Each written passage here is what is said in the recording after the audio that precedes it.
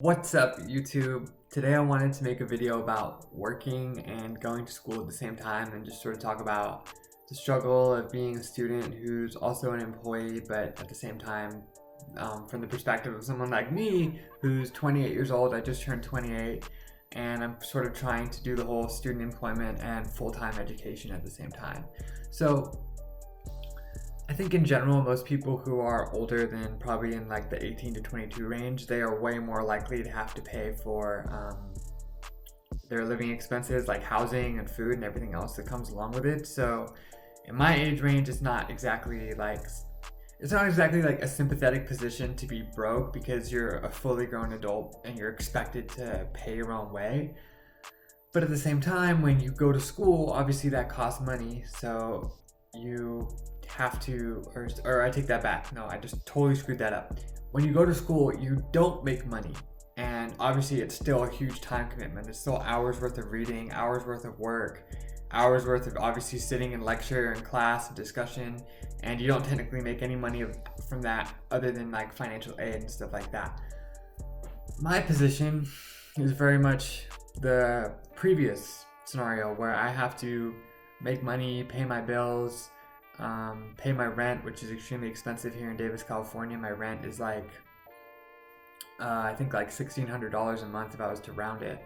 So obviously that's not cheap. I live with my girlfriend and we split the cost. And even then, working part-time, that means that your rent is going to be like 2/3 of your income of what you have left. So what we have left, we have to be very mindful about how we spend, and it sort of creates a real strict margin of living, which is really difficult. And I think part of the struggle is that even if you're older and you're my age and like you're skilled, part of the problem of not having your degree is that people are still going to pay you like you're someone who's 21 that doesn't have a degree. And then they can also justify that by telling you that you don't have a degree. I recently asked my boss for a raise at my student job at UC Davis, and due to various technicalities like the limit on the amount of hours that you're allowed to work per week, apparently they've already maxed out the amount that I can even be paid, which is more than most student jobs on campus. But even then, it's only like $2 or $3 more, right? So it's not like the most like greatest high paying job. Like I'm still making under 20 bucks an hour. I'm 28 years old, and that means that like most of my peers probably, are already like making a salary and making like above 50K a year. And here I am like barely clearing like 15 or 20K a year, which is just like not respectable or tenable at all.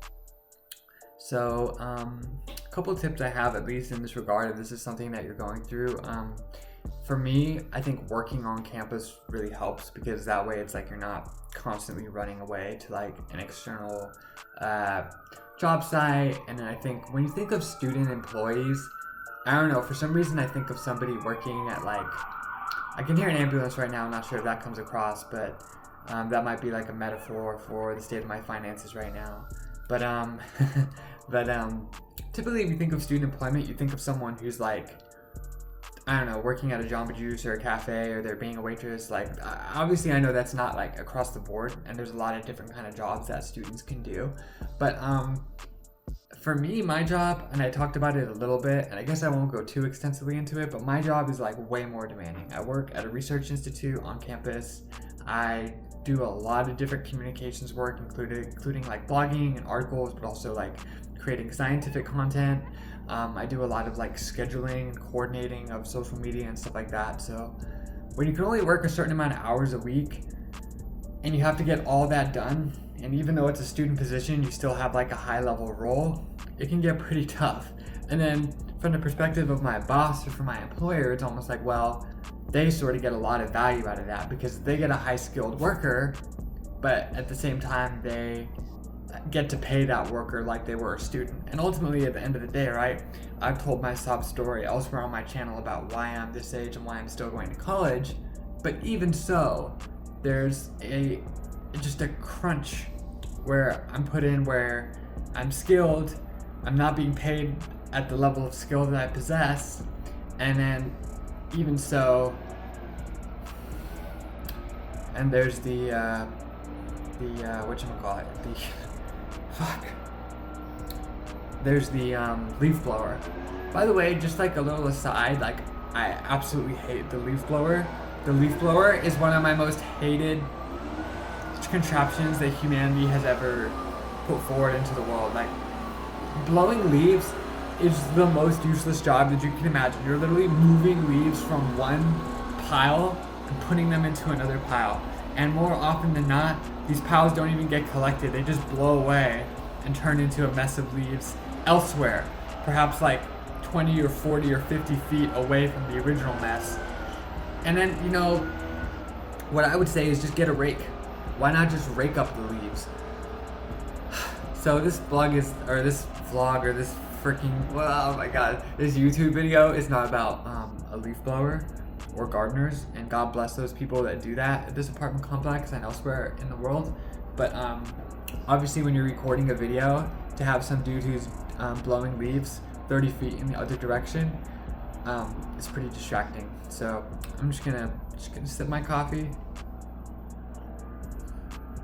I'm gonna wait for this guy to leave.